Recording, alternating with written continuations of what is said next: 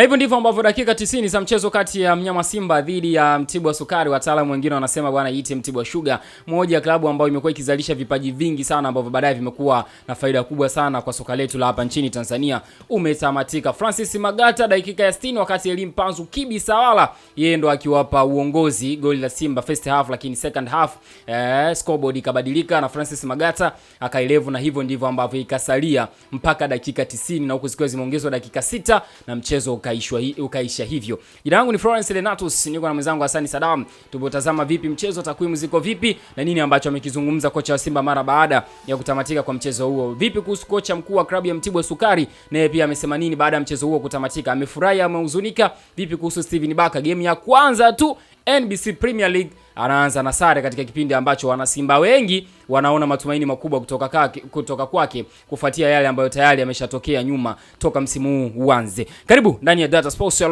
ndugu yangu Hassan Saddam. Simba ya Steven Baka, Steve Baka imeanza kwa sare ya 1-1 uwanja wa Meja Jenerali Samuyo Mbweni jijini Dar es Salaam.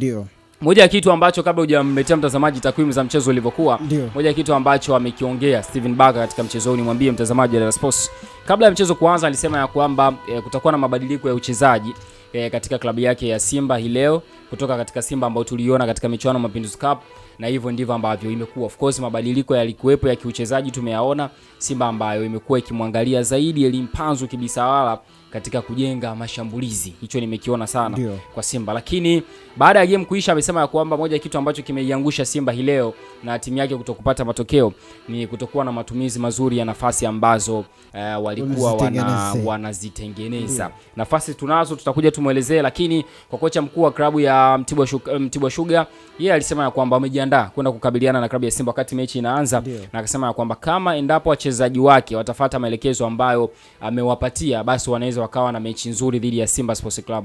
Na baada ya game kwenda first half, mtangazaji akamuuliza kwamba uliwaambia nini wachezaji second half mpaka kikabadilika kitu, Francis Magata anafunga goli dakika 60, nini ambacho uliwaambia? Akamwambia niliwakumbusha tu kuhusiana na kile ambacho niliwaelekeza kabla ya game kwenda kuanza, na nikawakumbusha kwamba na uona udhaifu mbele ya safu ya ulinzi ya klabu ya Simba, kwa hiyo nawahitaji muendelee kupress zaidi na zaidi. Na moja udhaifu ambao kwangu mimi nimeuevaluate ni kitendo cha kuona game plan ya Mtibwa Sugar katika kutafuta goli first half, second half Simba hawakuifanyia kazi, kwa maana option yao ya kupiga mashuti ya mbali, kitu ambacho second half alikirudia dakika 60. Francis Magata opti kama alivyokuwa opti first half, Simba anapata goli la kwanza. Tuanze na takwimu. Kingine ukiwa unaangalia hapo kwenye nafasi Mtibwa wameotea mara 5. Kwenye mechi nzima Mtibwa wao ndio ameotea sana kuliko Simba.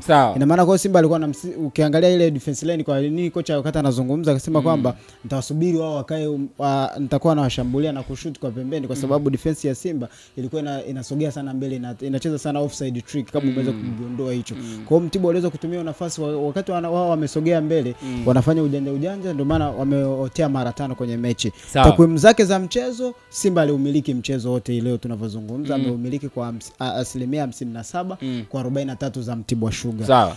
Tukiangalia sasa, nilizingatia sana shoot on target zile. Mtibwa amepiga 4 wakati Simba amepiga 6. Zile off target ni 10 wakati Mtibwa Sugar amepiga off target 3 tu. Unaona hata ukiachana kuwa Mtibwa ameweza kusawazisha, lakini alikuwa afiki sana katika lango la Simba. Ukiachana kwamba Simba amefika langoni kwa kimara nyingi. Ndio maana hata Steve Baka anakuambia tumetengeneza nafasi nyingi lakini tumeshindwa kuzitumia. Unaona shoot on target 10 au wana shoot on target 3. Nini shoot off target zipo 10. Ina maana zingetumika vizuri zingekuwa nini on target. Hawa wana 6, hawa wana 4. Kwenye hizo 4 ndo goli moja ambalo limepatikana la Mtibwa, lakini kwenye hizi 6 za klabu ya Simba ndo goli limeweza kupatikana la Elim Panzu Kibi Sawala. Kwenye swala la kona hapa kwepo Mtibwa amepata kona 2 tu kwenye mchezo, wakati Simba amepata kona 9 za mchezo. Hiyo ni takwimu. Ukiangalia fauli zimekuwa 12 kwa 11. Cha kushangaza ambacho kingine ambacho kimenifresh kwenye mechi ya leo, ukiachana kwa Mtibwa alikuwa na mechi nzuri, Simba alikuwa na mechi nzuri, hapa kwepo na fauli nyingi. Fauli 12 kwa 11.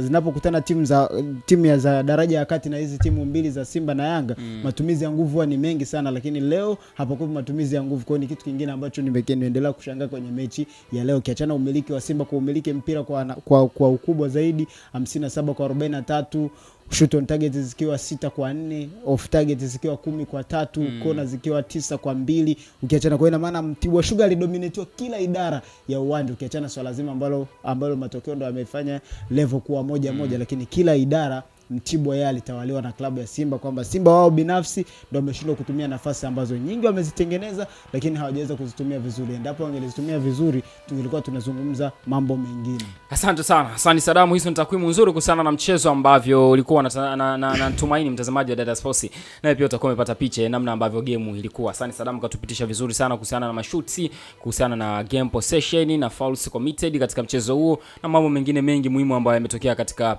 mchezo huo. Simba ya Steve Barker ambayo leo tumeitazama, nafikiri kwangu mimi ilikuwa inanikumbusha kuhusiana na falsafa ya mwalimu Pep Guardiola, ambaye yeye huwa anaamini mpira wa miguu. Kila mtu unajua, kila mtu ana namna ya kuuamini. Yaani kila mtu anaamini, anajua namna anavyoamini kuhusu mpira wa miguu. Mourinho anaamini mpira wa miguu ni falsafa ambayo ukiiweka kwa wachezaji wako, kama wataielewa vizuri, tunasema cream vizuri kichwani, basi wanaweza wakafanya kila ambacho unakihitaji. Guardiola anaamini mpira wa miguu upo kwa ajili ya wachezaji na wachezaji ndio mpira wa miguu. Timu bora uwanjani ni ile ambayo iliziona nafasi na kuzitumia vizuri. Ndivyo ambavyo Guardiola yeye ndio anaamini. Na ndio maana yeye kwenye ufundishaji wake huwa anafundisha possession based football. Sasa ni kipindi naangalia game ya Simba, ndicho ambacho nilikiona kwa Simba Sports Club wakati dakika 10 mpaka 15, kwamba ile faith ya Pep Guardiola kuhusiana na kwamba mpira wa miguu ni upo kwa ajili ya wachezaji na wachezaji ndio mpira wa miguu, na timu bora uwanjani ni ile ambayo itazitumia vizuri nafasi ambazo itazipata. Kama umenielewa, umenisikiza vizuri wakati naanza, nimekuambia alichokililia kocha wa Simba Steve Barker baada ya game kuisha ni timu yake kutokutumia vizuri nafasi ambazo.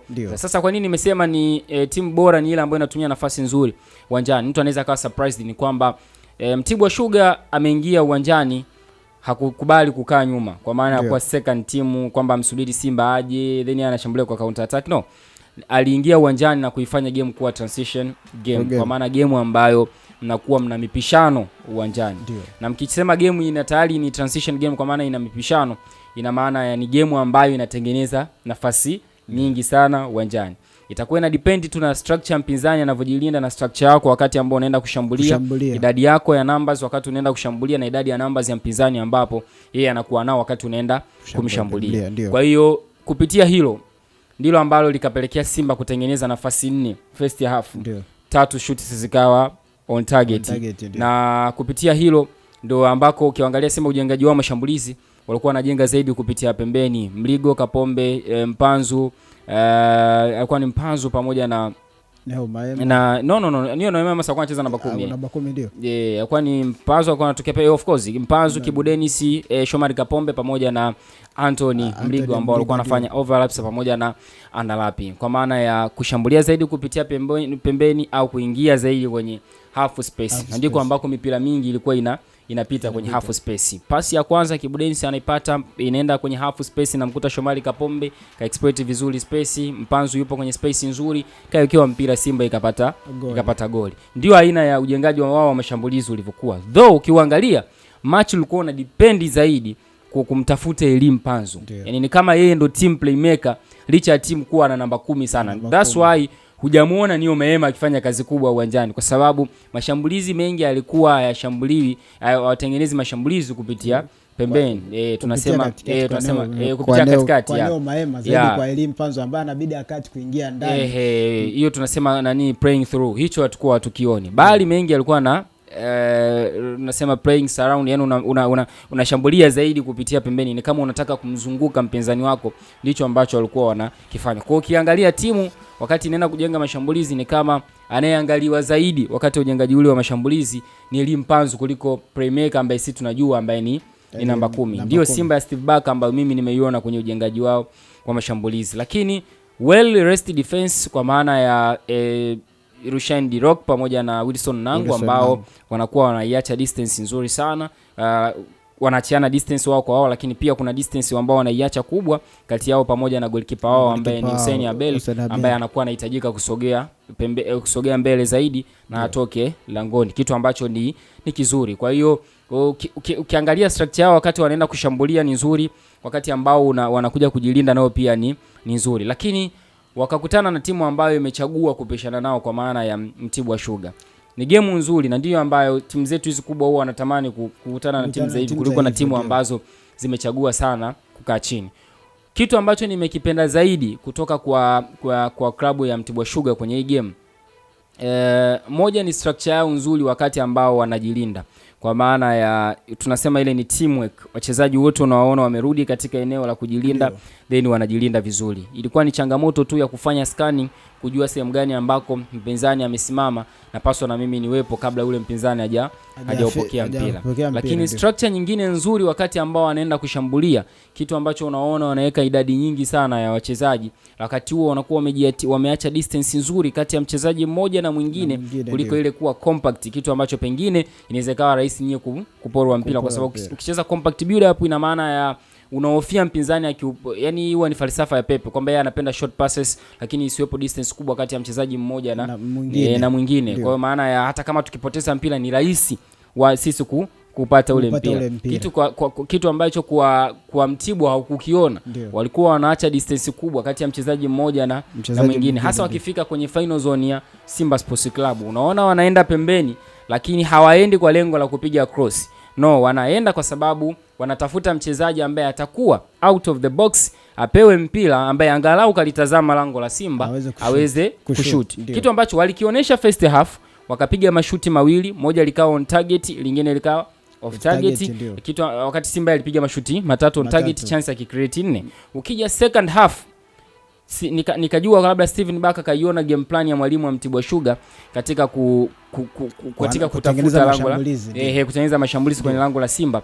Bado second half Mtibwa akarudi na game plan ile wakati Simba hajarudi na game plan, yani asoma ile game plan ya mwalimu akurudi na changes zozote katika kulihendo au kusort off hicho kitu kabla ya haijawa shida kwa upande wao.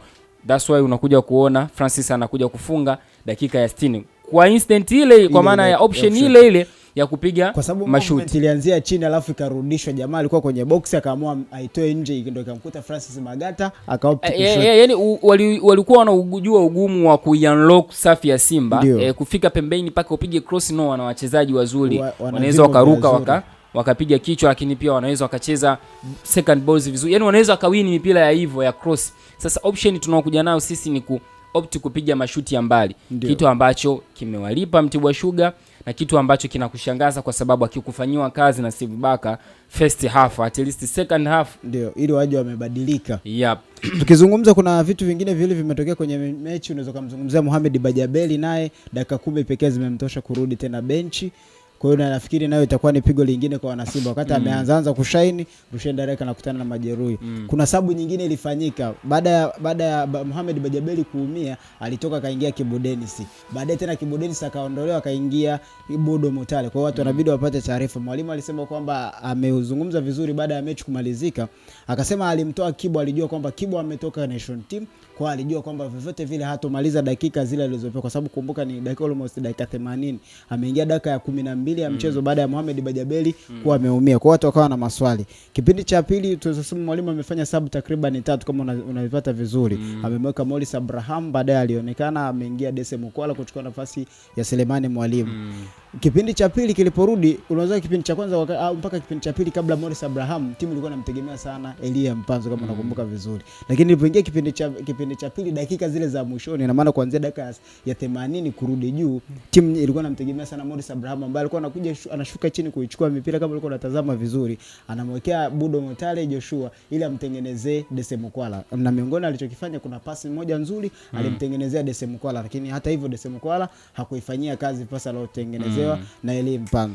Kwa namna moja ama nyingine Simba ya Steve Baka kuna sehemu inaelekea, lakini bado tunarudi pale pale kwa maneno ya mwalimu wa Mtibwa ambapo amesema kwamba swala zima la defense wana kazi nyingine ya kwenda kuifanyia, swala zima la ulinzi, kwa sababu haya makosa mechi inayofuata hapa baada ya mechi hii ya ligi, mechi inayofuata ni Esperance de Tunis.